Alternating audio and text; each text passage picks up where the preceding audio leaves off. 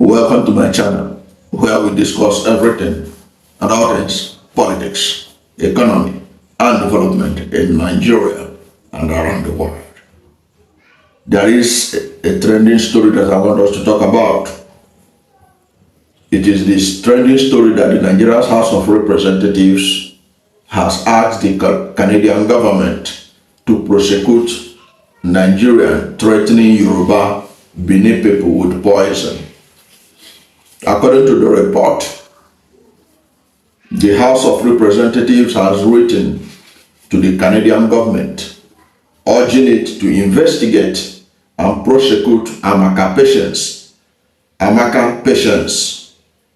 Sonnberger, a Nigerian residing in Canada, for making threatening comments against fellow Nigerians of Yoruba and Benin descent.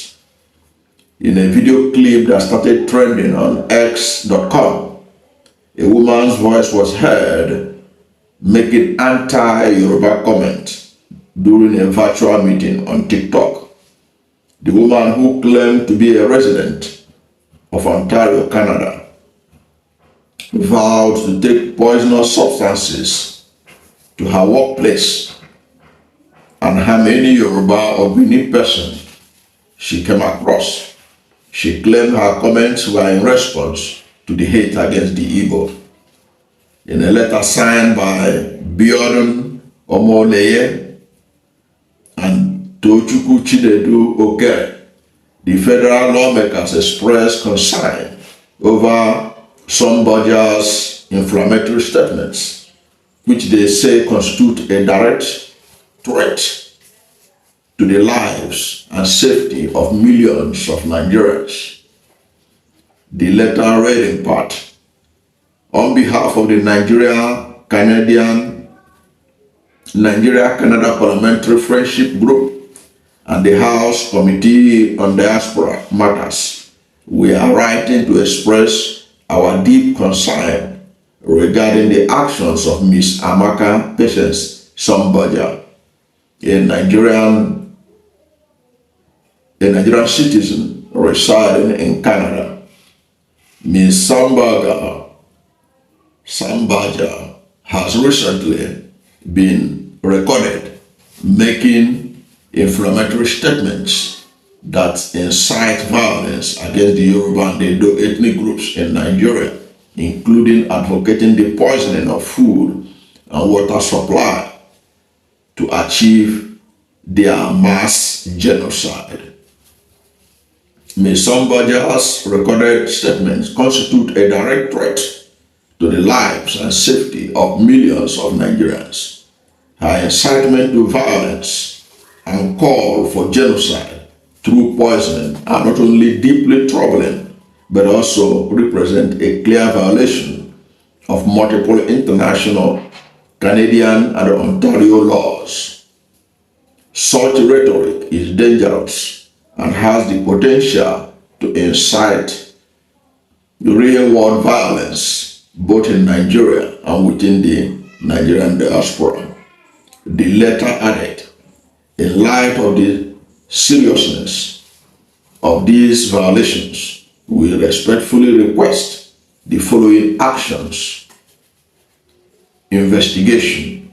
An immediate and thorough investigation should be conducted into Ms. Sonnberger's actions by Canadian law enforcement and appropriate authorities. Prosecution. We urge that Ms. Sonnberger be protested under the relevant sections of the Criminal Code of Canada to hold her accountable for her incitement to genocide and hate speech. Public denouncement. We request that the Canadian government issue a public condemnation of Ms. Sonnberger's actions to reaffirm Canada's commitment to combating hate speech, violence, and genocide. Collaboration with Nigerian authorities.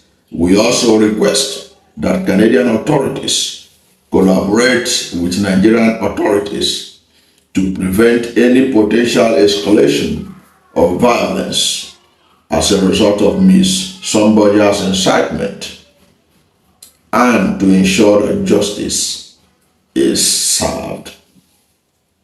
Now, this is a letter from the House of Representatives to the Canadian Parliament, or to the Canadian government, asking for the prosecution of Ms. Sonnberger. Ms. Sonnberger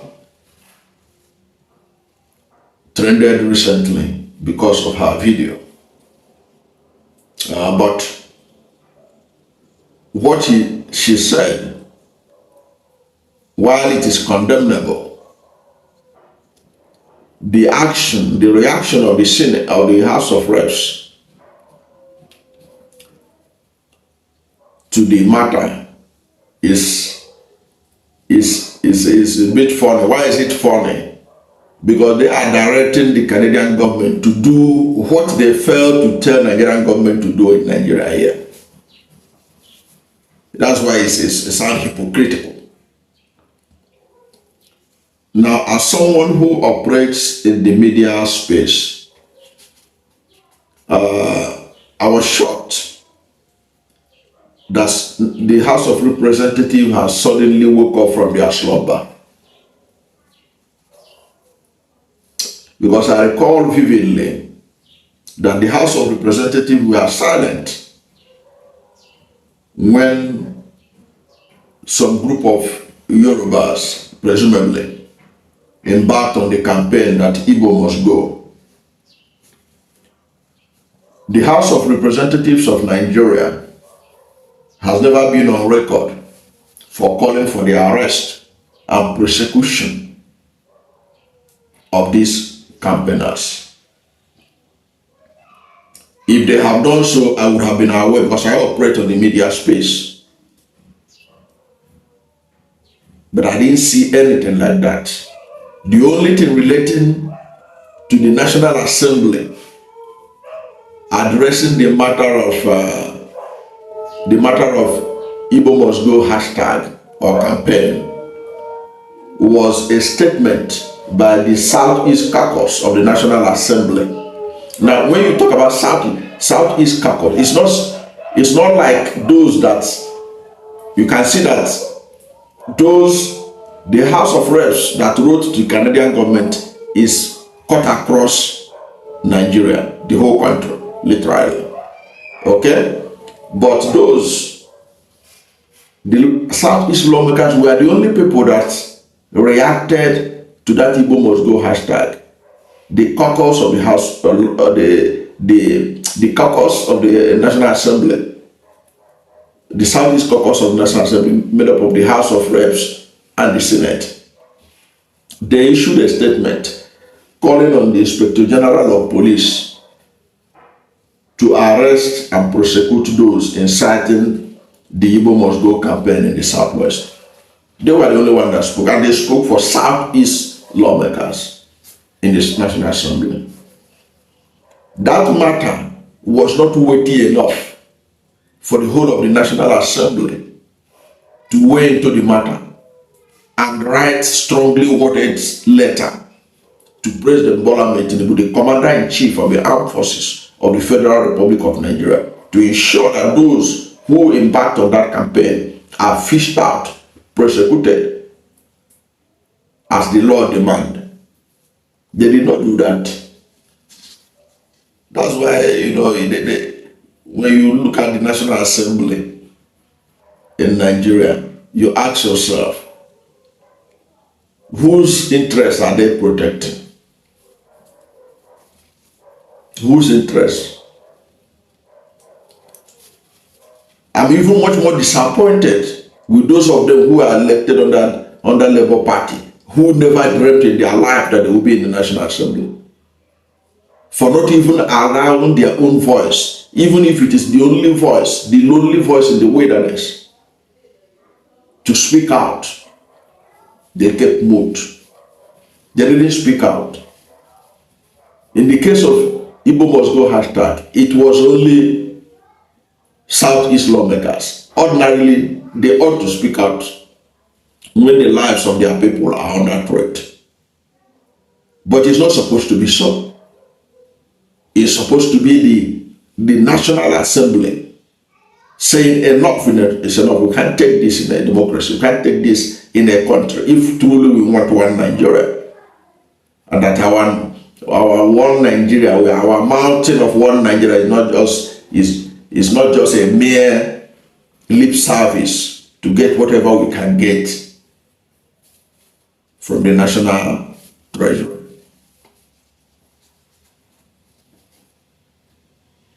So this House of Reps people, they didn't have the courage of their own conviction about the lives, or are they saying that the lives of Igbos that were threatened in Lagos was not good enough to be protected? But they didn't speak out. They didn't call out the government to fish out those behind the X account at Lagospedia. Are they ghosts? Why have they not been fished out? And even despite the letter that was written by the Southeast Caucus of the National Assembly, has anything been done by the police to arrest and persecute those behind Lagospedia, at Lagospedia? Even the Lagos state government, Sanwo-Olu government, the governor of Lagos State, Babajide Sanwo-Olu, he dissociated Lagos State from that campaign and called on the police to arrest and prosecute them. But have we seen have they been arrested? Have they been prosecuted? Why have the pictures of those behind Lagospedia not trending like the way the government of Nigeria is trending the picture of the Canadian lady? Because I even understand that the lady is also a Canadian citizen. Why is the picture of those who threatened Igbos in Lagos, which was something that re-echoes the Rwanda genocide in 1994? Why were their faces not yet being trended? Their faces not trending by the federal government and by the Lagos state government? And why have we not seen them being arrested and prosecuted? The House of Reps have something that they can face at home to address. They are busy writing the Canadian government when they should write to their own government to deal with those who are spreading Igbo hatred on social media and elsewhere. They don't think it is necessary to do that. No, that's what they call Afghanistanism. As far as I can say, that's what they call Afghanistanism in media. When a journalist leaves the problem that concerns his area of problem at home and is writing about what is happening in Afghanistan or faraway places, it's called Afghanistanism. What this guy did, because the Canadian police, Canadian authorities can easily handle that matter of the woman in Canada. All it will take is for Nigerians living in Canada to write to the appropriate authorities, and they will take action against her, and she can go and defend herself. They don't need Nigeria's help. Nigeria has shown incapacity. Nigeria is one of the most insecure countries in the world today. We're having a leadership that has shown the most nepotistic tendency ever in our history. We thought that we have seen the worst of nepotism under Buhari, but we are seeing the worst of it, coupled with the ethnic bigotry and ethnic hate. Because if the same government, the energy they put in writing to the Canadians, they have put it in reining in bigots in Nigeria, ethnic bigots against the Igbos, ethnic bigotry against the Igbos, it would have made a lot of sense when they write to Canada. We can say, okay, at least charity begun at home. They have a right to tell Canada what to do. But you are not adhering to your own advice. That advice they are giving to Canada, they ought to give it to themselves and to the government of Bola Ahmed Tinubu, so that we can know that they are serious about the protection of lives and properties of all Nigerians, irrespective of ethnicity or religion. That's my take on this matter. I don't know what you think about it, but whatever is your view, the comment section is there, because feedback from you is important. Let us know what you think about this Afghanistanism by the Nigerian House of Representatives. Thank you for watching this video. And if you are new to my channel, you have not yet subscribed to my channel, please subscribe to my channel.